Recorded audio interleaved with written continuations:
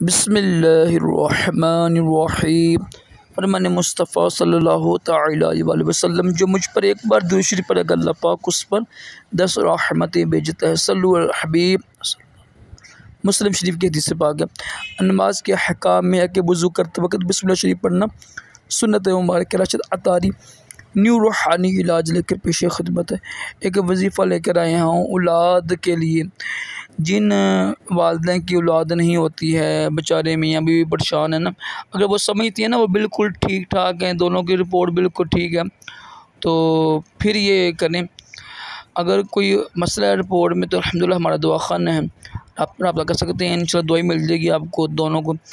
तो अगर बिल्कुल रिपोर्ट बिल्कुल सही है ना दोनों की, और जादू वगैरह का असर भी नहीं है, अल्लाह ताला की तरफ से अगर औलाद ना हो रही है तो ये वजीफ़ा कीजिएगा। ये 26 दिन ये करें आप। ख़वातीन अयाम में भी कर सकती हैं। सबसे आसान वजीफ़ा बताने लगूँ आपको मैं, इंशाअल्लाह लाज़मी इंशाअल्लाह आपकी औलाद होगी, यकीन का अमल हो तो। ये जो है ना इस्तग़फ़ार ये पढ़ना है आपने। कब कितना पढ़ना है? पढ़ते रहना दिन रात बस पढ़ते रहना है। ये 26 दिन आपने ना समय कि इसको ज़्यादा पढ़ना है, आप कसर के साथ पढ़ना है, इसकी कोई गिनती ना रखें, आप पढ़ते रहें हर वक्त। ये तो अस्तग़फ़िरुल्लाह, ये भी इस्तग़फ़ार ही है, अस्तग़फ़िरुल्लाह।